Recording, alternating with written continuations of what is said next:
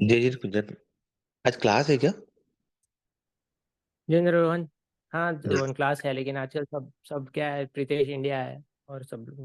बीजा भी इंडिया है, तो अभी सब ज्वाइन नहीं होंगे मेरे ओके। को। और प्रेरित? प्रीत यहीं पे है, प्रेरित भी ही शुड ज्वाइन। ओके। हाँ, क्योंकि आज और आप आठ लोग का तेरह कैसे से। चला वहाँ पे? बस बढ़िया यार, हम लोग इधर ही डैलस में ही हैं अभी। Oh is it? ओके। हाँ, हम लोग डैलस में हो गए। मैंने अभी प्रीतेश आए थे घर पे। तो हम लोग बस अभी तो हमने हाँ घर हाँ। भी चेंज कर नया कर लिया है अभी। तो Pritesh was there like just वो when he went for a trip, right? Yellowstone का इनका ट्रिप था जो अभी गए हम्म, थे, तो for a day he was here. Hmm. ओ तो मुझे नहीं पता था आप लोग डैलस में हो गए। That's good. हाँ, हम लोग इधर आ गए तो मिलते हैं यार हम लोग अभी। मेरी भी फैमिली इंडिया से आ रही है जून में। तो ओके ओके उसके बाद ओके। में जुलाई में somewhere we are planning for housewarming. तो आप लोग आओ यार सब लोग। डेफिनेटली डेफिनेटली कुछ करते हैं। बिल्कुल, मैं बात करता हूँ उस दिन। So it was so good. अब प्रीतेश तो क्या है कि हम लोग रिचमंड से कनेक्टेड है, फिर प्रीतेश वाज हियर। तो प्रीतेश से हम्म। मिलना होगा ना, तो अभी एक बार जब मिलेंगे तो फिर 2-3 दिन के हिसाब से आओ। बढ़िया, विल बी ऑल हियर। रुकते हैं, या डेफिनेटली। है ना?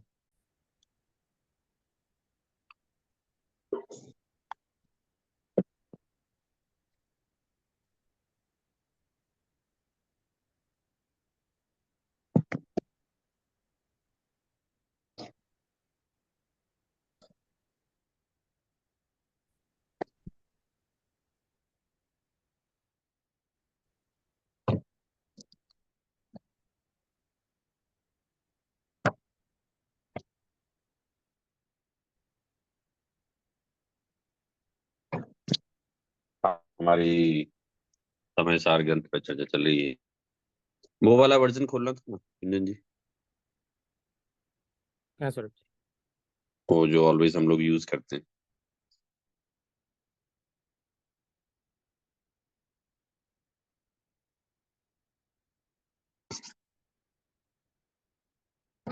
हम्म। इसमें हम लोगों ने 36 नंबर की गाथा पूरी की थी। इसमें मोहादि मेरे कुछ नहीं, मैं एक हूँ। मैं है मोह निर्ममता, यही वे कहें जो जाने समय। फिर इसके बाद हमने कलश लिया था, जिसमें सब ओर से चैतन्यमय निज भाव से भरपूर हूँ। मैं स्वयं ही इस लोक में निज भाव का अनुभव करूं। यह मोह मेरा कुछ नहीं, मैं एक हूँ। नहीं चैतन्य का घन पिंड हूँ शुद्ध चिदघन महानिधि, मैं स्वयं एक अखंड हूँ। ये 30 नंबर के कलश पे हमने बात समाप्त की थी लास्ट टाइम, जिसमें था कि मैं इस संसार में, मैं केवल और केवल एक चैतन्य से भरपूर ऐसा तत्व हूँ। और वो चैतन्य से भरपूर ऐसा वैसा तत्व नहीं हूं, मैं चारों ओर से चैतन्य से भरा हुआ हूँ। अर्थात मुझ में, मेरे जीव में चैतन्य के सिवाय और कुछ है ही नहीं। मोह मेरा कुछ भी नहीं है। अब मोह से तात्पर्य राग द्वेष, मोह, ये सब चीजें आ जाती हैं। मोह जो वर्तमान में दिखाई देता है, अर्थात पर पदार्थों के प्रति जो अपनत्व का भाव दिखाई देता है, राग द्वेष का भाव दिखाई देता है, वो मेरा स्वरूप नहीं है। मैं उस रूप नहीं हूँ, क्योंकि मैं तो एक शुद्ध चैतन्य का एक तेज पुंज पुंज निधान हूँ, उसका ही समूह। इस कलश के माध्यम से यहाँ ये बताना चाहते हैं कि यदि आप अपना स्वरूप भूल गए हो, तो आपको अपना स्वरूप स्मरण रखना चाहिए। कि यदि कोई स्वयं को विकार स्वरूप माने, तो निश्चय नहीं से मैं विकार स्वरूप नहीं हूं। मुझ में विकार नहीं है।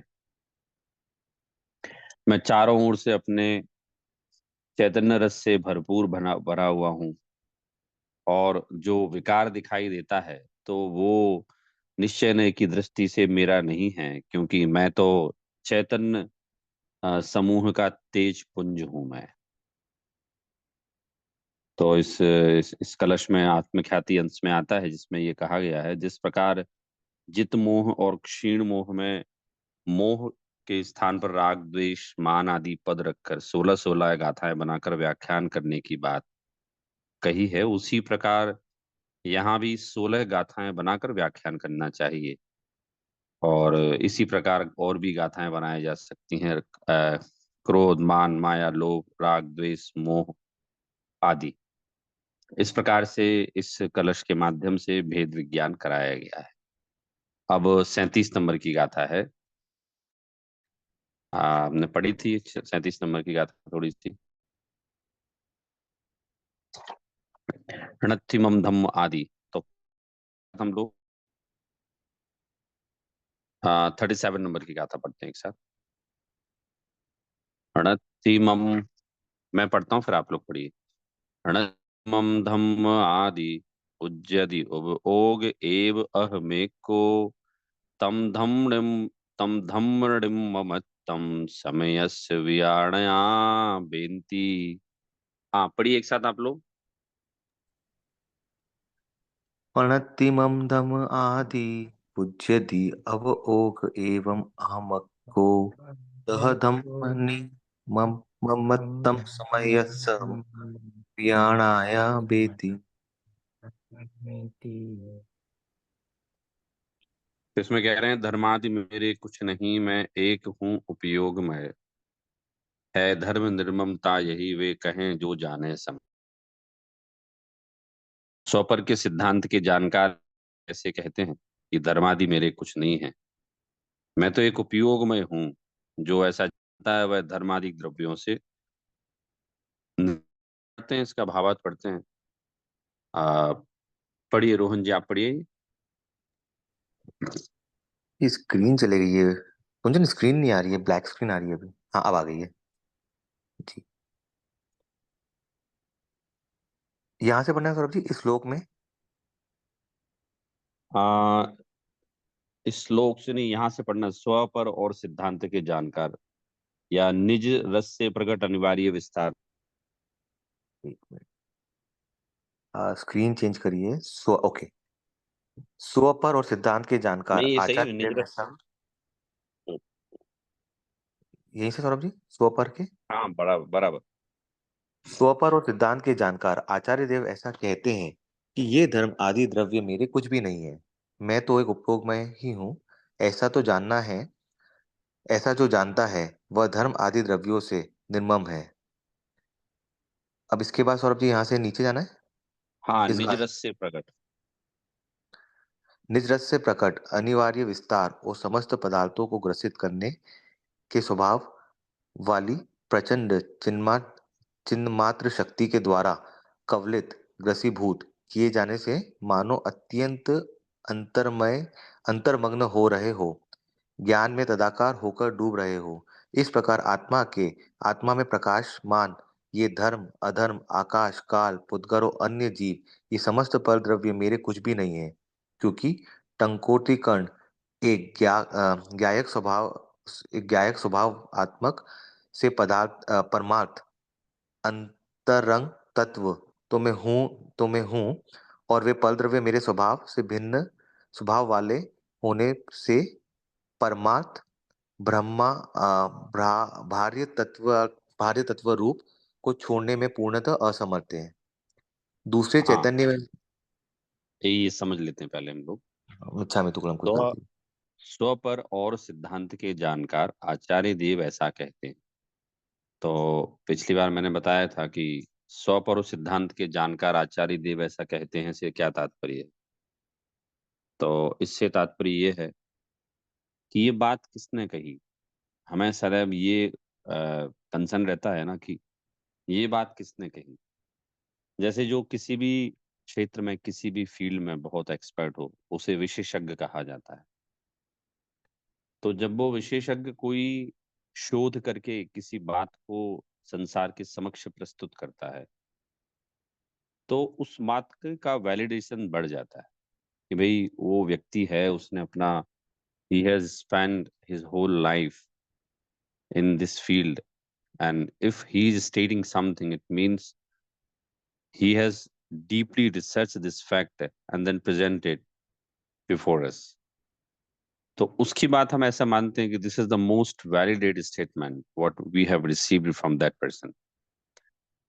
In this worldly affairs it may be it is possible that those person who are considered as an expert in a specific domain, they may be wrong anytime, because it's Chayupsham Gyan, and Chayupsham Gyan sometime may be wrong.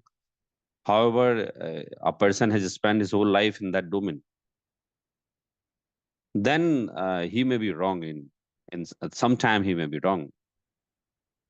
यहाँ कह रहे हैं आचार्य देव कभी wrong नहीं हो सकते। क्यों? क्योंकि वे स्व पर और सिद्धांत के जानकार हैं। स्व पर और सिद्धांत के जानकार का मतलब ये होता है कि उन्होंने जो जिनदेव ने कहा है ना, वो सिद्धांत है। उस सिद्धांत को उनने समझा, and he has applied that those principles in his life.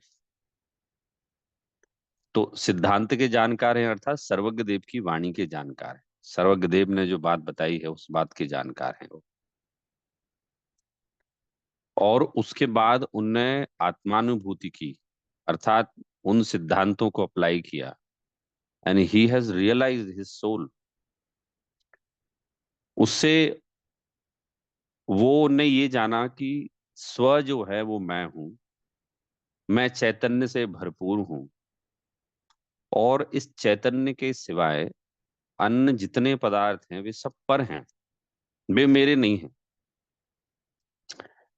तो 37 नंबर की गाथा में ये बात बहुत दृढ़ता से कही जा सकती है कि जो आचार्य देव हैं, जो कि स्व पर के सिद्धांत के जानकार हैं, वे कह रहे हैं कि ये धर्मादिक द्रव्य है ना, धर्म अधर्म आकाश आदि, ये कोई भी एक द्रव्य मेरा नहीं है, ये पर है। ये मैं इन रूप नहीं, ये मेरे रूप नहीं, मैं इन सबसे अलग हूं। तो अलग हूं, मैं कैसा अलग हूं? तो यहां कहा मैं एक उपयोगमय हूं। जो भी जीव ऐसा जानता है कि मैं एक उपयोगमय हूं, धर्मादि द्रव्यमय नहीं हूं, तो यहां कह रहे हैं कि वो धर्म आदि द्रव्यों से निर्मम है। फिर इस बात को आचार्य अमृतचंद ने इस प्रकार से स्पष्ट किया है। निज रस से प्रकट अनिवार्य विस्तार और समस्त पदार्थों को ग्रसित करने के स्वभाव वाली प्रचंड चिन्मात्र शक्ति के द्वारा कवलित ग्रसीभूत किए जाने से मानो अत्यंत अंतर्मग्न हो रहे हों, ज्ञान में तदाकार होकर डूब रहे हों। इस प्रकार आत्मा में प्रकाशमान ये धर्म अधर्म, आकाश, काल, पुद्गल और अन्य जीव, ये समस्त द्रव्य मेरे कुछ भी नहीं है, क्योंकि ये टंकोत्कीर्ण एक ज्ञायक स्वभाव स्वभाव ज्ञायक स्वभावत्र से परमार्थता अंतरंग तत्व तो मैं हूं, और वे परद्रव्य मेरे स्वभाव से भिन्न स्वभाव वाले होने से परमार्थता बाह्य तत्व रूपता को छोड़ने में पूर्णता असमर्थ है। ये डिटेल किया है आचार्य अमृतचंद ने। तो वो कहते हैं कि निज रस से प्रकट अनिवार्य विस्तार और समस्त पदार्थों को ग्रसित करने के स्वभाव वाली प्रचंड चिन्मात्र शक्ति। अब चिन्मात्र शक्ति मतलब चैतन्यमय शक्ति। तो निज रस से प्रकट, अच्छा अर्थात आत्मा से प्रकट, अनिवार्य विस्तार अर्थात जो जिसका होना अनिवार्य है, और समस्त पदार्थों को ग्रसित करने के स्वभाव वाली प्रचंड शक्ति अर्थात ज्ञान स्वभाव। जो आत्मा का ज्ञान स्वभाव है ना, वो तो सबको जानती है। तो उस चिन्मात्र शक्ति के द्वारा कवलित अर्थात ग्रसीभूत ग्रहण किए जाने से मानो अत्यंत अंतर्मग्न हो रहे हो, ज्ञान में तदाकार होकर डूब रहे हो। अर्थात आत्मा में ये धर्मादिक द्रव्य जानने में आते हैं, क्योंकि आत्मा का स्वभाव तो ज्ञान स्वभाव है ना। ये समस्त पदार्थ ज्ञेय हैं और आत्मा का स्वभाव ज्ञान स्वभाव है। तो आत्मा में अनिवार्य विस्तार है, अर्थात आत्मा में ये सारे पदार्थ जानने में अनिवार्य रूप से आएंगे, क्योंकि हम अपना ज्ञान स्वभाव नहीं छोड़ सकते ना। हम नहीं, अर्थात जीव जो द्रव्य है, जीव तत्व है, ये अपना ज्ञान स्वभाव नहीं छोड़ सकता। ये तो जैसा है वैसा ही रहता है, ये ज्ञान स्वभाव नहीं छोड़ता। तो कह रहे हैं कि जब हमारे ज्ञान में कोई भी पदार्थ आता है तो यहाँ 6 नाम लिए हैं। धर्म, अधर्म, आकाश, काल, पुद्गल और अन्य जीव, ये लिए हैं। तो कह रहे हैं ऐसा लगता है कि वो उसमें डूब गए हों, ज्ञान में तदाकार होकर डूब गए हों, अंतर्मग्न हो रहे हो।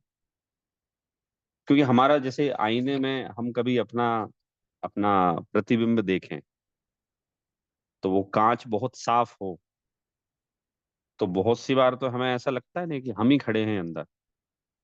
वो उस कांच में इतना स्पष्टपना होता है कि हमें भ्रम हो जाता है बहुत सी बार कि हम उस कांच के अंदर चले गए। तो उसे कहते हैं कि वो अंतर्मग्न हो गए हैं हम। तथापि उस कांच के सामने, आईने के सामने खड़े होने के पश्चात भी हम उसमें उस रूप नहीं होते। आत्मा का स्वभाव तो जानना है ना, ज्ञायक है आत्मा, जानना स्वभाव है इसका तो। और उस जानने में ये पदार्थ भी आते हैं, तो वो इतनी स्पष्टता से आते हैं कि हमें कभी मालूम ही नहीं होता। कभी कभी मतलब ऑलवेज हमें ऐसा लगता है ये मैं इन पदार्थ रूप हूं, मैं इन पदार्थ रूप हूँ, ये मुझ रूप हैं, ऐसा। तो ज्ञान में तदाकार होकर डूब रहे हूं। इस प्रकार आत्मा में प्रकाशमान ये धर्म, अधर्म, आकाश, काल, पुद्गल और अन्य जीव, ये समस्त द्रव्य मेरे कुछ भी नहीं। मतलब ये यद्यपि मेरे ज्ञान स्वभाव में झलकते हैं, मेरे ज्ञान स्वभाव में झलकने के पश्चात भी मेरे नहीं है। क्या कमाल की बात है। कोई भी वस्तु मेरे पास है, I am having and anything which is closest to me, लेकिन उसे कहा जाए इट्स नॉट योर्स, ये आपकी नहीं है, you can not consider is at yours, ये आपकी नहीं है। ये शरीर को ले लीजिए, यद्यपि शरीर और आत्मा आपस में अंतर्मग्न हो रहे हैं, शरीर और आत्मा अंतर्मग्न हो रहे हैं, एक मेक हो रहे हैं, और ज्ञान उसको एक में जान रहा है। तथापि यहाँ कह रहे हैं कि इतना इतना एक पना होने के बाद भी, इतना एक पना दिखाई देने के पश्चात भी वो एक नहीं है। बहुत सिंपल सी बात है, देखिए, एक दिखना और एक होना, ये दोनों अलग अलग बात। दूसरा, हमारे इसमें जो ज्ञान स्वभाव, ज्ञेय स्वभाव या पर पदार्थों का झलकना है, फिर भी पदार्थ मेरे नहीं है, इस बात से हमें लौकिक में भी कुछ मोटिवेशन मिल सकता है। उदाहरण के लिए, हम हमेशा इस बात से बड़े शौक में रहते हैं ना कि वो व्यक्ति ऐसा निकला। अधिकतर हमें रिश्तेदारों से ही ये शौक मिलते हैं,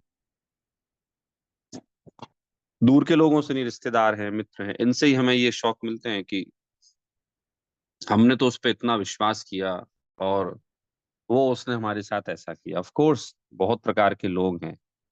सो मुंडे मुंडे मतिर भिन्ना, there are many people many karma, and that's why they are having different behaviour and notion and concept. तो कह रहे हैं कि आप उस शॉकिंग स्टेज में कभी नहीं आने वाले। आप, अगर आपको ये कंसेप्ट क्लियर हो जाए कि मेरे ज्ञान में इतने सारे परद्रव्य तन्मयता के साथ झलकने के पश्चात मेरा शरीर और आत्मा एक में एक होते हुए दिखाई देने के पश्चात भी ये एक नहीं है, ये एक नहीं है और एक नहीं हो सकते हैं। जब हमें ऐसा ज्ञात हो, तो जब ये मेरे नहीं है, फिर कोई अगर मेरे शरीर से भिन्न पदार्थ यदि मुझे किसी प्रकार से भी कोई शौक दे के चला जाता है, दगा दे के चला जाता है, तो उसमें हमें क्या आश्चर्य होगा। हम वस्तु के स्वभाव को पहचाने, तो सदैव मैं ऐसा बोलता हूँ, वस्तु के स्वभाव को यदि पहचाने वही धर्म है। मैं अभी उधर गया था, बॉम्बे गया था, कुंदन जी आपके नगर गया था मैं। तो उधर मैंने बोला, पहली क्लास थी मेरी, तो मैंने पहली क्लास में ही वहां बोला, सारी करीब यंगस्टर थे काफी सारे वहाँ, 500 550 लोग थे, जिसमें 60-40 का रेशो था। 40% यंगस्टर थे, 60 अदर थे। तो मैंने बोला पहले दिन वहां, मैंने कहा मैं यहाँ और कुछ समझाने नहीं आया आपको, मैं केवल और केवल धर्म समझाऊंगा यहाँ। तो क्या है धर्म? धर्म मतलब वस्तु का स्वभाव। बस मैंने कहा 3-4 दिन में आप लोगों से केवल एक धर्म की चर्चा करने वाला हूं और कोई चर्चा नहीं करूंगा। क्यों साहब, धर्म की चर्चा क्यों करेंगे, थोड़ी सी और चर्चा कर लो आप। नहीं, धर्म में सब कुछ आ जाता है। धर्म से क्या तात्पर्य है? धर्म से तात्पर्य है वस्तु का स्वभाव। ये जो वस्तु का स्वभाव है ना, ये वस्तु का स्वभाव एक बार यदि हमें ख्याल में आ जाए तो हमारा जीवन तो बड़ा आसान हो गया। ये तो मैं आप लोगों से ऑलवेज बोलते ही रहता हूँ कि जो दिखता है वो होता नहीं, हो जो होता है वो दिखता नहीं। हाँ? जो दिखता है वो होता नहीं से क्या तात्पर्य? शरीर और आत्मा एक दिखता है। मेरे ज्ञान में झलकने वाले ज्ञेय पदार्थ एक दिखते हैं, लेकिन वो है ही नहीं एक। है ना आश्चर्य? जो चीज एक दिखती है वो एक नहीं, जो एक में एक दिखती है वो एक नहीं, वो अलग है। एक बार इस रहस्य को हमें पहचानने में आ जाए तो इसे हम कहते हैं कि पुरुषार्थ मतलब क्या है। हमें सदैव कैसा लगता है कि आत्मानुभूति का पुरुषार्थ करो। तो फिर बताते हैं कि साहब आत्मानुभूति का पुरुषार्थ कैसे करो, अलग अलग तरीके बताते हैं, खूब पढ़ो, ये करो, वो करो। यहाँ कहते हैं नहीं नहीं, पुरुषार्थ में कोई ज्यादा विकल्प नहीं करने हैं आपको। सम्यक्त प्राप्ति का विकल्प भी नहीं है उसमें। जब ये जीव वस्तु के स्वभाव को पहचान लेता है और पहचान कर अपने आत्मा में एक मेक हो जाता है, उस अवस्था होने पर उसे सम्यक्त की प्राप्ति सहज हो जाती है। जैसे न्याय में आता है ना, न्याय में कि भाई किसी को संतान चाहिए हो, किसी स्त्री को संतान चाहिए हो, तो क्या किया जाए? बोले पूजा पाठ की जाए, अर्चना की जाए, तीर्थ वंदना की जाए, क्या किया जाए? बोले नहीं भाई, विवाह होने के पश्चात संतान का होना अनिवार्य है, वो किसी निमंत्रण की अपेक्षा नहीं रखती। तो उसका उपाय कोई तीर्थ वंदना करना नहीं है। बोले विवाह होने के पश्चात वो बहन माँ बनेगी ही बनेगी। इसी तरह से हमें सम्यक्त प्राप्त करना है तो सम्यक्त संतान है मान लो, तो क्या करना है? हम बहुत बहुत चर्चा करें, वार्ता करें, डिबेट करें, तीर्थ वंदना करें, तो क्या होगा, हो जाएगा क्या? बोले नहीं, आपको इतना करने की आवश्यकता नहीं है। आपको तो जो पुरुषार्थ करना है वो पुरुषार्थ आपको केवल स्वपर भेद विज्ञान, अर्थात आपको स्वयं से ही वर्ण करना है। स्वयं का वर्ण करना है, मीन्स आपको स्वयं से ही शादी करनी है। बस सम्यक्त रूपी संतान फिर उत्पन्न हो जाएगी आपकी। तो समय सार जैसा कि आपको पता है, ये आत्मानुभूति का शास्त्र कहा जाता है, निश्चय ने परक ग्रंथ है, और ये अपुरुषार्थी होने का ग्रंथ नहीं है, ये तो परम पुरुषार्थी बनाता है। समय सार बहुत स्पष्ट बात बोलता है। संसार में जितने भी द्रव्य दिखाई देते हैं, वे द्रव्य यद्यपि दिखाई तो देते हैं मुझसे संबंध, दिखाई तो ऐसे देते हैं कि मानो मैं उन रूप हो गया हूँ। दिखाई तो ऐसे देते हैं कि मुझरूप हो गए हैं। तथापि एक भी द्रव्य कभी भी मुझरूप नहीं हुआ, मैं उनरूप नहीं हुआ, वो परद्रव्य मुझरूप नहीं। और ये बात हमें सदैव ध्यान रखना चाहिए कि ये परद्रव्य मुझरूप नहीं हुए। तो यहाँ धर्मादिक द्रव्य की बात चल रही ना, तो वो ही हम उसको डिटेल कर रहे हैं कि हम सदैव इस बात को ध्यान रखें कि वो परद्रव्य मुझरूप नहीं है, यद्यपि एक में एक है। डूब रहे हूं ऐसा लग रहा है, उसमय हो गए हूं, तथापि वो मुझरूप नहीं है। क्योंकि मैं तो एक टंकोत्कीर्ण ज्ञायक स्वभाव से परमार्थता अंतरंग तत्व हूं मैं तो। और वे परद्रव्य मेरे स्वभाव से भिन्न स्वभाव वाले होने से परमार्थता बाह्य रूपता को छोड़ने में पूर्णतः असमर्थ है। लेकिन इस बात को हम ऐसे भी समझ सकते हैं, यहाँ कह रहे हैं ना कि आ, वे समस्त परद्रव्य मेरे इसलिए नहीं है क्योंकि मेरा स्वभाव उनसे भिन्न है ना। अंतरंग तत्व परद्रव्य मेरे स्वभाव से भिन्न स्वभाव वाले हैं, इसलिए वो अपना स्वरूप नहीं छोड़ेंगे, मैं अपना स्वरूप नहीं छोड़ूंगा। भारत में जैसे अपने यहाँ भारत में परंपरा आप लोग जानते ही हैं कि हमारे यहाँ थोड़ा सा शादी विवाह में ना कुछ सामाजिक नियम बनाए हुए हैं। वो सामाजिक नियम अब आजकल जो युवा पीढ़ी है उनको ऐसा लगता है कि ये सामाजिक नियम तो फालतू की बातें हैं, है ना। उन्होंने एक शब्द शब्द का इन्वेंशन किया, प्यार, राग, जिसे हम बोलते हैं आध्यात्मिक भाषा में राग। भाई वही प्यार हो जाए बस, फिर कोई भी कुछ भी रहे, लेकिन वही सबसे सर्वोपरि है ना। एक एक मूवी आई थी तो 2 साल पहले, ब्रह्मास्त्र करके, बहुत फेमस मूवी हुई थी यहाँ। तो उसमें भी आखिरी में क्या बताया गया कि भाई अगर एक स्त्री और एक पुरुष में बहुत प्यार है तो ब्रह्मांड की शक्तियों को भी हरा सकती है। अब वो गलती उनकी नहीं है। वो लोग तो ऐसा सोचते हैं कि भाई संसार का सुख केवल बस एक राग की पराकाष्ठा स्त्री पुरुष के प्रेम में है, और जहां स्त्री पुरुष का प्रेम अपनी अ, परम सीमा पर पहुंचा, वहां इसे अनंत आनंद की अनुभूति हो सकती है। तो यहाँ कह रहे हैं कि भाई सांसारिक सोच तो इतनी है ना कि राग की बात है।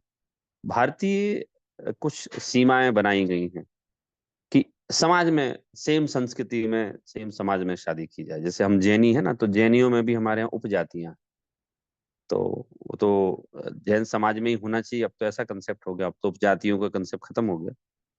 पहले हमारे यहाँ उपजातियां चलती थी, अभी भी हैं, लेकिन अब उतना महत्व नहीं दिया जाता, क्योंकि अब तो सवाल ये उठ गया ना कि वो हमारे यहाँ जैन जैन लड़का या लड़की, जैन लड़के लड़की से शादी कर ले एटलीस्ट। अब वो श्वेतांबर दिगंबर है वो भी भेद छोड़ दो, अब तो जैन से ही कर ले, क्योंकि अब तो एक अलग टाइप का ही एक माहौल बना है।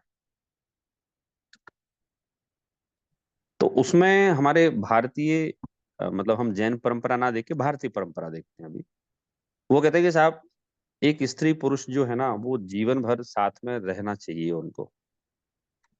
भाई शादी के बंधन भारत में स्थायी बंधन माना जाता है कि एक बार जब किसी स्त्री ने किसी पुरुष का को अपना वर मान लिया तो वो सदैव उसकी होके रहेगी। पुरुष के साथ भी ऐसे ही कहा जाता है कि आपने अगर किसी स्त्री की जवाबदारी ली है, so that is not for temporary, नहीं है, it's for whole time, life time. तो हमारे बड़े बुजुर्ग कहते हैं कि साहब स्टार्टिंग में साल 2 साल तो इन लोगों का युवावस्था का आकर्षण रहेगा, है ना। तो युवावस्था के आकर्षण में ये लोग एक साथ रह सकते हैं। वो शारीरिक जो एक खिंचाव है ना उसमें एक साथ रह सकते हैं। सही परीक्षा तो इसके बाद होगी। कैसे होगी कि भैया पहले 2 साल 3 साल तो इन लोगों ने शारीरिक आकर्षण में व्यतीत किए, उसके पश्चात इनका आपस का शारीरिक आकर्षण पहले जैसा नहीं रहने वाला है। तो फिर इनके साथ में रहने का बंधन का क्या कारण रहेगा। कुछ ना कुछ तो ऐसी समानता होनी चाहिए जिस समानता के आधार पर ये एक साथ रह पाए। तो फिर कहा कि साहब वो इसीलिए समान संस्कृति वाले दो स्त्री पुरुष होना चाहिए, ताकि जब इनका 2-3 साल बाद शारीरिक आकर्षण समाप्त हो और इनके एक साथ रहने के पीछे जब ये कारण ढूंढे, तो इनको समान संस्कृति मिले, समान भगवान को मानने वाले हों, समान रूप से सांस्कृतिक रूप से रिच हों, तो वैसा हो तो अच्छा है। ऐसा हमारी भारतीय संस्कृति बोलती है। अभी सब कुछ बदल गया है तो उस पर फिर ज्यादा कोई कमेंट करना कोई लाजमी नहीं लगता मुझे। लेकिन ऐसा भारतीय संस्कृति में विवाह के परिप्रेक्ष्य में अगर आप देखेंगे तो वो आपको यही दिखाई देगा कि बड़े बुजुर्ग हमारे जो इतने 50-50 60-60 साल साथ में रह लेते थे, तो वो उसके पीछे कारण उनकी सांस्कृतिक समानता भी होती थी। क्योंकि भाई असमानता का क्या कारण, झगड़े का क्या कारण, कोई कारण ही नहीं बनेगा ना। हाँ छोटे मोटे तो आपस में वो तो सब प्रेम के पार्ट होते हैं, लेकिन मूल बड़ा झगड़ा कहाँ होगा। सांस्कृतिक विरासत एक सी है, परंपराएं एक सी हैं। तो मैंने बताया हमारे जैन समाज में भी हम लोग 84 उपजातियों में बटे हुए हैं।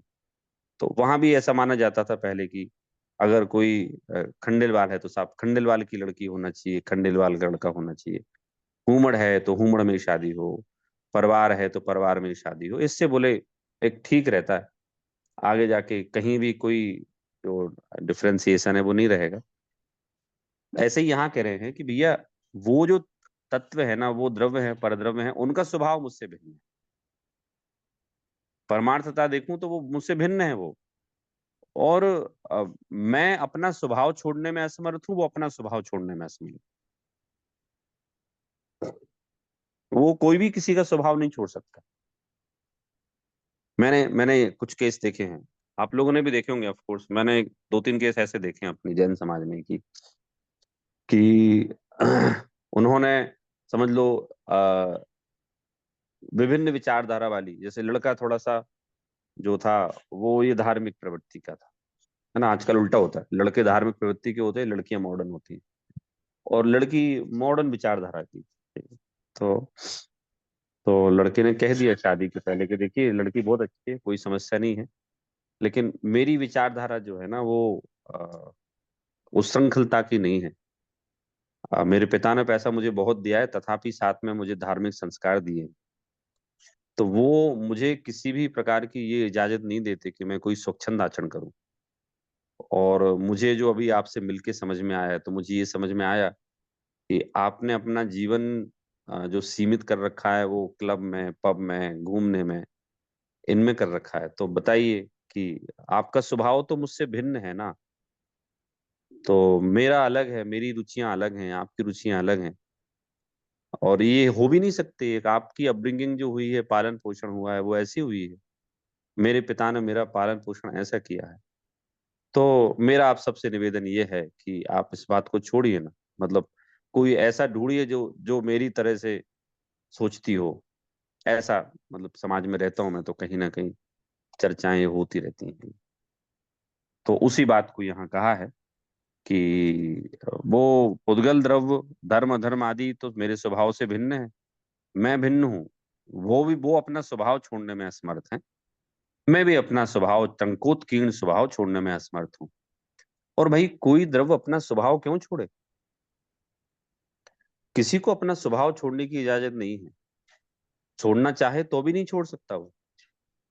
जीव अपना स्वभाव छोड़ना चाहे तो नहीं छोड़ सकता।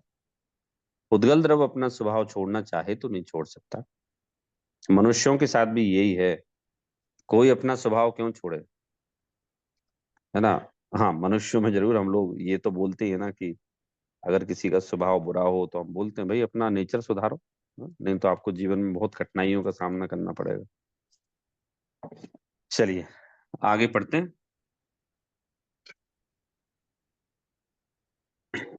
सौरभ जी, एक हाँ एक क्वेश्चन था यहाँ हाँ पे। हाँ, बोलिए। ये जो सब पहली बात तो क्लियर है कि ये सब हमारे फल द्रव्य हैं, इनसे मेरा कोई लगाव नहीं है, धर्म धर्म आकाश काल की बात की। पर यहाँ पे जो लास्ट लाइन बोली इन्होंने, जो सेकंड लास्ट लाइन से शुरू करा है कि क्योंकि टंकोटीकरण एवं ज्ञायक स्वभाव से लेके, संकोचकीर्ण। हम्म। टंकोत्तीर्ण से लेके, और फिर जो आखिरी में इन्होंने बोला है कि मैं से भिन्न स्वभाव वाले होने से परमार्थ बाह्य तत्व रूपता को छोड़ने में पूर्णतः असमर्थ हूँ, असमर्थ है। ये असमर्थता क्यों बताई यहाँ पे? क्योंकि पहले तो कह रहे हैं कि ये मेरे नहीं है, और फिर कह रहे हैं असमर्थता, ये क्लियर नहीं हुआ। नहीं नहीं, वो ये बोल रहे हैं बाह्य पदार्थ अपने स्वभाव को छोड़ने में, बाह्य रूपता को छोड़ने में पूर्णतः असमर्थ हैं। देखिए ध्यान से पढ़िए, देखिए क्या लिखा। ये समस्त परद्रव्य मेरे कुछ भी नहीं, ठीक है, ये क्लियर है। बिल्कुल, ये हाँ। कोई भी द्रव्य मेरे नहीं है, क्योंकि क्योंकि टंकोत्कीर्ण एक ज्ञायक स्वभाव स्वभाव भाववत्व से परमार्थता अंतरंग तत्व तो मैं हूं। मतलब मैं कैसा हूं? टंकोत्कीर्ण। हाँ, टंकोत्कीर्ण का मतलब कि जिस तरह से पत्थर पर कोई चीज उकेर दी जाए तो वो स्थायी हो जाती है, मैं ऐसा, मैं तो एक एक चैतन्य मात्र टंकोत्कीर्ण, वो चैतन्यता मुझ में उकेर दी गई है, ठीक जो है। कभी जा नहीं सकती, स्थायी है, वो टंकोत्कीर्ण है। ऐसा टंकोत्कीर्ण एक ज्ञायक स्वभाव भाव से परमार्थता मैं तो अंतरंग तत्व हूँ, है हम्म। ना। और वे परद्रव्य मेरे स्वभाव से भिन्न स्वभाव वाले होने से, वे जो परद्रव्य है ना, हाँ, हाँ। मैं तो एक टंकोत्कीर्ण ज्ञायक स्वभाव हूँ, और परमार्थता मैं तो मैं ही हूँ, लेकिन जो परद्रव्य है ना वे मेरे स्वभाव से भिन्न स्वभाव वाले होने से परमार्थता बाह्य रूपता को छोड़ने में पूर्णता असमर्थ हैं। तो परद्रव्य की बात हो रही, वो परद्रव्य जो है ना, परद्रव्य मेरे स्वभाव से भिन्न है, और वे परमार्थता बाह्य रूपता को छोड़ने में पूर्णता असमर्थ हैं, अर्थात वे अच्छा। बाह्य रूप हैं वे। इसका ये तात्पर्य है, मेरे हम्म। रूप नहीं है। मैं अलग हूं, वो अलग है। फल द्रव्य की कॉन्टेक्स्ट में बात की है, अब समझ में आया सौरभ जी। पर हाँ, आप देखेंगे ओके। ना, आप अगर ध्यान देंगे तो देखिए, अंतरंग तत्व तो मैं हूं, यहाँ एक वचन का प्रयोग किया गया है, ठीक है। और नीचे पूर्णतः असमर्थ हैं, ये बहुवचन का प्रयोग किया गया है। तो बहुवचन अर्थात कि धर्म अधर्म आकाश, ये बहुवचन हो गए। और ऊपर एक वचन में बात की गई है, मतलब मेरी मैं आत्मा। अंतरंग तत्व हूं, और नीचे लिखा है पूर्णतः असमर्थ हैं। Right. ठीक है Saurabh ji, got it. Hmm, thank you. चलिए आगे पढ़ते हैं। प्रेरित जी आगे पढ़िए, पढ़ पाएंगे भैया आप? दूसरे चैतन्य में स्वयं। हाँ, दूसरे चैतन्य में स्वयं ही नित्य उपयुक्त और परमार्थ से एक अनाकुल आत्मा का अनुभव करता हुआ भगवान आत्मा ही जानता है कि मैं प्रगट निश्चय से एक ही हूँ। इसलिए ज्ञेय ज्ञायक भाव से उत्पन्न पर द्रव्य के साथ परस्पर मिले होने पर भी प्रगट स्वाद में आते हुए स्वभाव के कारण धर्म अधर्म आकाश काल पुद्गल और अन्य जीवों के प्रति मैं निर्मम हूँ, क्योंकि सदा ही अपने एकत्व में प्राप्त होने से समय जीवों का त्यों स्थित रहता है, अपने स्वभाव को नहीं छोड़ता। इस प्रकार ये भाव से भेद ज्ञान हुआ। हाँ देखिए, यहाँ गे भावों से भेद विज्ञान करा रहे हैं। देखिए थोड़ा सा डिटेल में बात करते हैं। पता है, कोई भी पदार्थ हमारा यहाँ तो लिखा है ही नहीं, लेकिन पता है वो कभी हमारा हुआ ही नहीं है। तो फिर ऐसा क्यों कहते हैं कि पर पदार्थ को छोड़ो, पर पदार्थ को छोड़ो? अरे हमने अपने ज्ञान में जो पर पदार्थ मान लिया था ना अपना, तो यहाँ मूलतः ये बोल रहे हैं तुम अपने ज्ञान में उसे छोड़ो। उसे तुम, पर पदार्थ तो कैसे छोड़ोगे आप? पर पदार्थ तो छूटा ही हुआ है, हैं? देखो एक बहुत बड़ी एग्जांपल आता है, जैसे बोले कि एक लड़के लड़की की शादी हुई, तो जैसा मैंने अभी बताया कि भाई 2-3 साल तो क्या है, एक शारीरिक आकर्षण में आराम से निकल जाते हैं, जैसे निकलती है ना भाई। यहाँ अभी बेंगलोर में आपने पढ़ा होगा, बेंगलोर में बड़ी बड़ी आईटी सिटीज में यहाँ सिंगल मदर कंसेप्ट बहुत बढ़ गया है ना? तो वो सिंगल मदर कंसेप्ट कैसे बढ़ा कि भाई आईटी कंपनी में काम कर रहे हैं लड़के लड़की, उनकी शादी हुई। अब वो शादी वैसी हुई जैसा मैंने बताया, संस्कृति का मिलाप तो कोई था नहीं, फैमिली का कोई दबाव था नहीं। तो भारत में तो क्या है कि शादी जो होना है ना, तो शादी कोई केवल लड़के लड़की के बीच में नहीं होती, वो परिवार के बीच में होती है। मतलब यहाँ के पक्ष वाले उनको जानते हैं, उनके पक्ष वाले यहाँ जानते हैं, रिश्तेदार हैं, सामाजिक दबाव है, वो सब चीजें हैं। तो वो उस फॉर्मेट में तो शादी तोड़ना थोड़ा मुश्किल काम होता है। लेकिन अभी क्या हुआ, आईटी में करी, आईटी से हुई, और फिर 2-3 साल तक उनका शारीरिक आकर्षण रहा, और उसके बाद उनने वो शादी तोड़ दी। तो ठीक है भाई, अब कोर्ट कहता है कि अगर बालक 10 साल के नीचे है तो वो माँ के पास रहेगा, क्योंकि पिता उसका पालन पोषण नहीं कर सकता। ठीक है, पिता भी फ्री, बढ़िया करो पालन, मैं कहीं दूसरी और जगह शादी करूंगा, तुमसे और छुटकारा मिला। तो अब इस बात को अपन ऐसा समझते हैं कि छूटा क्या एक्चुअली? भाई शादी तो क्या था, डॉक्यूमेंट तो था केवल एक। हाँ? भाई ये लोग गए थे कोर्ट में, एक डॉक्यूमेंट साइन किया तो शादी हो गई। और उस डॉक्यूमेंट के बेसिस पे एक एक स्त्री पुरुष साथ में रह सकते हैं, रमण कर सकते हैं, संतान उत्पन्न कर सकते हैं, वो डॉक्यूमेंट था। इसे और डीपली समझें तो एक्चुअली में डॉक्यूमेंट नहीं था, वो अंतरंग में अपनापन था। बाह्य में तो कोई स्त्री पुरुष एक नहीं हो सकते ना भाई, दो शरीर तो एक हो ही नहीं सकते। तो अंतरंग में अपनापन था। अब साहब, शादी बनी रही तो क्या बना रहा? बोले अंतरंग में दोनों का अपनापन बना रहा। शादी टूट गई तो क्या टूट गया? कुछ नहीं टूटा। आप एक बार लीगल फॉर्मेलिटी छोड़ दो, क्या टूटा भाई? वो स्त्री उसी प्लेनेट पे है, उसी शहर में है, उसी कंपनी में है। वो पुरुष भी उसी नगर में है, उसी शहर में है, उसी कंपनी में, सब सेम है। कुछ नहीं बदला। बस इतना सा बदला, पहले एक दूसरे ने अंतरंग में उनको अपना, एक दूसरे को अपना मान रखा था, और आज एक दूसरे को अपना मानना बंद कर दिया बस। तो कुछ ग्रहण ही नहीं किया था, छोड़ा क्या?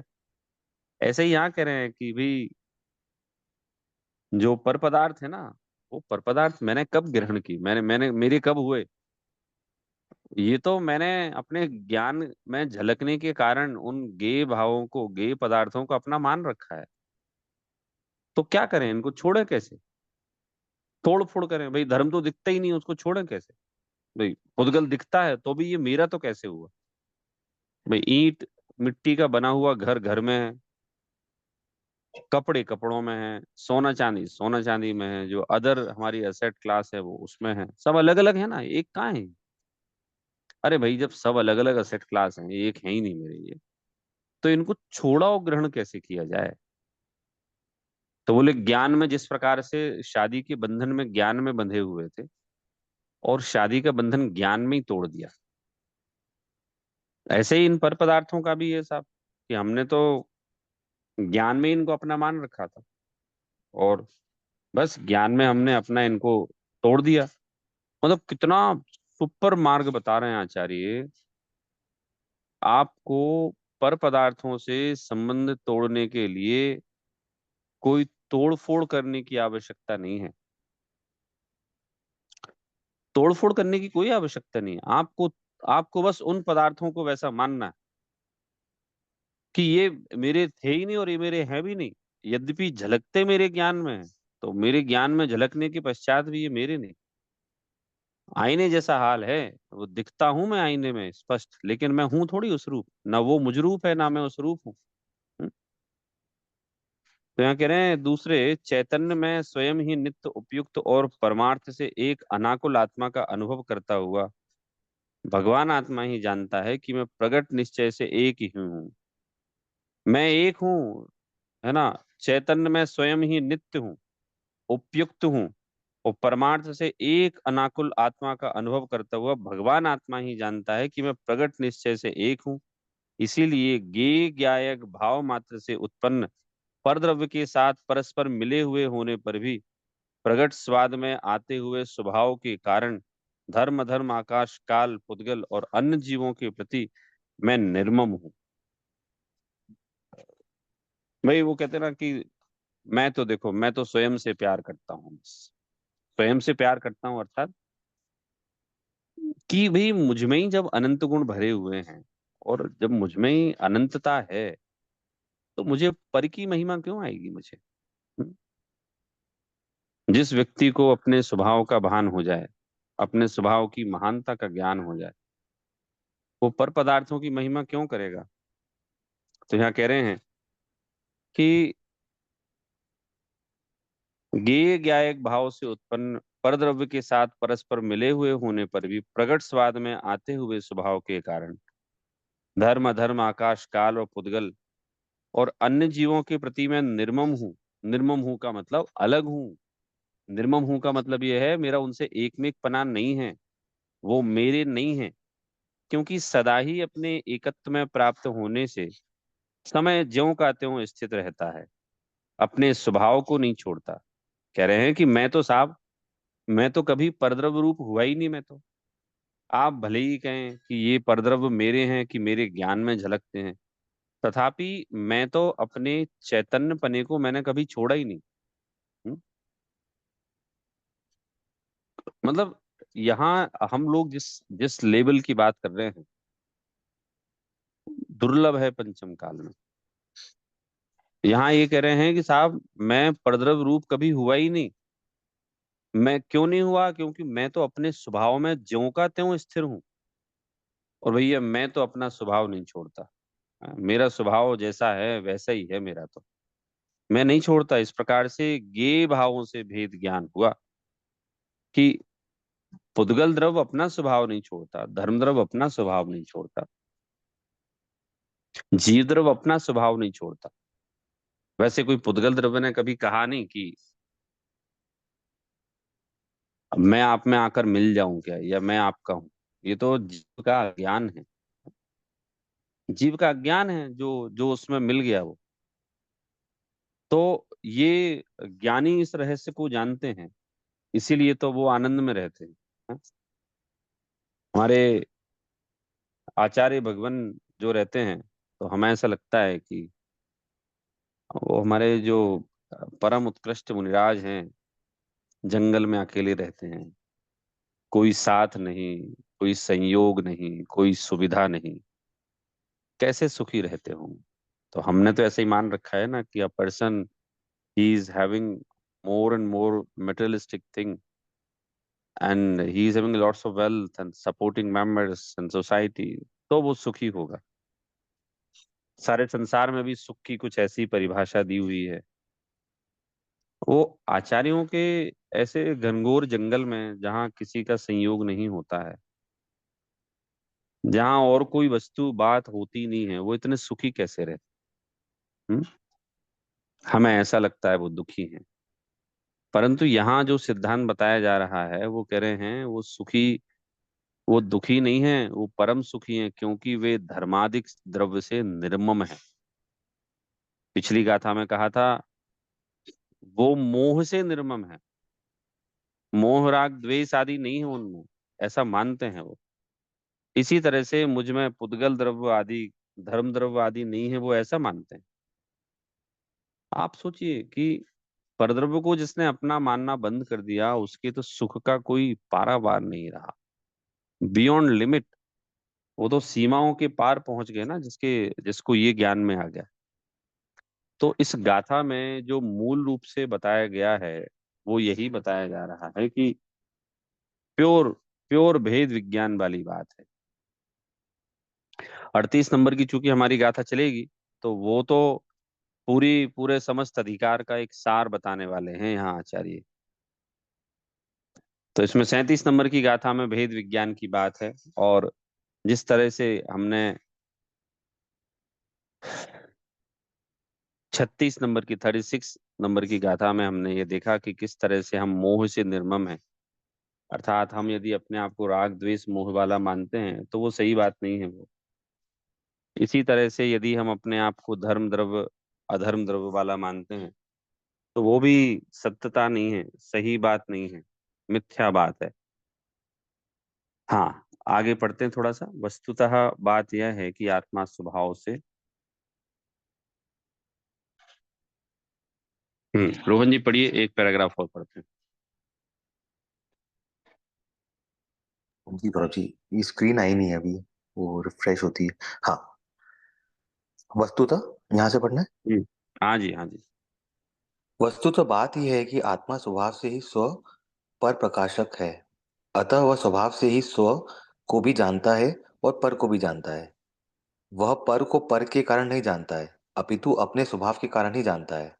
ऐसा होने पर भी जो पदार्थ सहज भाव में ज्ञान में ज्ञात होते हैं, अज्ञानी जीव उन्हें अपना मान लेता है, अपने अपनत्व स्थापित कर लेता है, उसमें ममत्व कर लेता है, वही उससे निर्मम नहीं रह पाता है। किंतु ज्ञानी धर्मात्मा ये अच्छी तरह जानते हैं कि ये, नेक्स्ट पेज कुंजन, कुंजन पेज चेंज करेंगे आप, कि ये धर्म आदि रूप पदार्थ पर पदार्थ मेरे नहीं है, क्योंकि ये मेरे स्वभाव से भिन्न है। मैं टंकोण कीर्ण ज्ञायक स्वभावी हूँ, स्वयं के लिए अंतर अंतरंग तत्व हूँ, और ये मुझसे भिन्न बहिरंग तत्व है। आचार्य देव कहते हैं कि भले ही ये ज्ञान में तदाकार होकर डूब रहे हो, अत्यंत अंतर्मग्न हो रहे हो, तथापि ये मेरे नहीं है। दूसरी बात यह है कि यद्यपि स्व और पर दोनों एक समय ही ज्ञान में ज्ञात हो रहे हैं, तथापि दोनों ही स्वाद भिन्न भिन्न है। भिन्न भिन्न स्वाद के कारण मैं धर्मादि अजीव द्रव्यों एवं मेरे से भिन्न जीव द्रव्यों के प्रति पूर्णतः निर्मम हूँ, क्योंकि मैं एकत्व को प्राप्त होने से सदा ही ज्यों के त्यों स्थिर रहता हूँ, अपने स्वभाव को नहीं छोड़ता हूँ। देखिए यहाँ अब इसका सरलीकरण किया जा गया है, विस्तार से हम नेक्स्ट टाइम चर्चा करेंगे। यहाँ कह रहे हैं वस्तुतः बात तो यह है कि आत्मा स्वभाव से ही सुपर प्रकाशक है। वो कहते हैं ना कि साहब उसका बुरा मत मानो ना, वो स्वभाव से ही ऐसा है। वो नीम जो है ना स्वभाव से ही कड़वा है, उसमें ज्यादा सोचने की आवश्यकता नहीं है हमें कि क्यों कड़वा है। आत्मा स्वभाव से ही कड़वा है, मतलब सुपर प्रकाशक है, अतः वह स्वभाव से ही स्व को भी जानता है, पर को भी जानता है। कोई कह सकता ना कि साहब हम पर को जानना बंद कर दें, तो बोले आप पर को जानना बंद कर ही नहीं सकते। क्यों नहीं कर सकते हैं?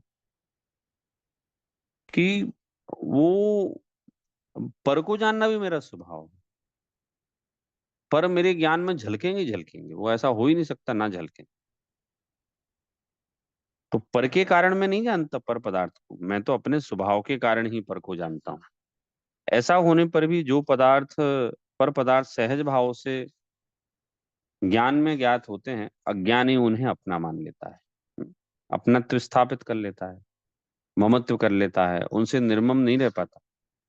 यद्यपि मेरे ज्ञान में तो सहज रूप से पदार्थ झलक रहे हैं ना, तथापि वो अज्ञानी जीव उनको अपना मान लेता है, उन पदार्थों में अपनत्व स्थापित कर लेता है, उनसे अलग नहीं रह पाता, निर्मम नहीं रह पाता। लेकिन जो धर्मात्मा होते हैं वो यह अच्छी तरह से जानते हैं कि ये धर्मादिक द्रव्य पर पदार्थ है, ये मेरे नहीं है, ये मेरे स्वभाव से भिन्न है। मैं टंकोत कीर्ण ज्ञायक स्वभावी हूँ, स्वयं के अंतरंग तत्व हूँ, और ये मुझसे बहिरंग तत्व हैं, भिन्न है।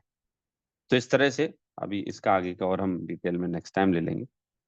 तो इस तरह से बहुत कमाल की गाथा चल रही है, बहुत कमाल का प्रकरण चल रहा है।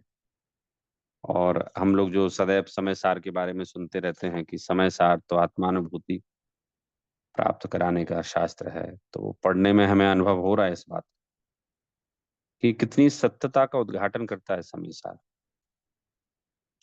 पर पदार्थ मेरे दिखाए, मेरे ज्ञान में झलकने के पश्चात भी, मेरे दिखाए जाने के पश्चात भी मेरे नहीं है।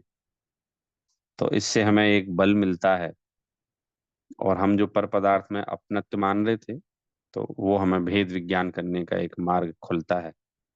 इस तरह से हमारी आज की बात पूर्ण होती है। हम हमारी सर जी, हम इसे लास्ट नेक्स्ट टाइम डिस्कस करेंगे, लेकिन जो पर पदार्थ है, जो पर भाव हो रहा है वो साथ में ही हो रहा है, सिर्फ उसको इग्नोर किया जा रहा है, ये समझना ऐसे ही ठीक होगा, राइट? बिकॉज नहीं नहीं, अभी देखिए, अभी मैंने आपको जब क्लास प्रारंभ हुई तो मैंने आपसे कहा था कि ये निश्चय नय परक ग्रंथ है। अभी इसमें ऐसा भी है, ये वाला तो यहाँ प्रश्न ही नहीं उठता। यहाँ तो ये कह रहे हैं ऐसा ही है ना, क्योंकि प्रकरण निश्चय नय का है ना। तो अभी तो यहाँ यही कहा जाएगा ऐसा ही है। फिर जब हम उसकी निश्चय व्यवहार नय की स्टडी करेंगे, तो फिर हम जानेंगे कि हाँ हाँ, निश्चय नय से ये है और व्यवहार नय से ये है।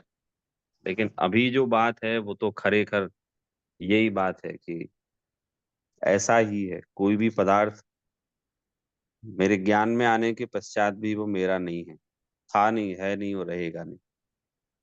ठीक है। हाँ सर।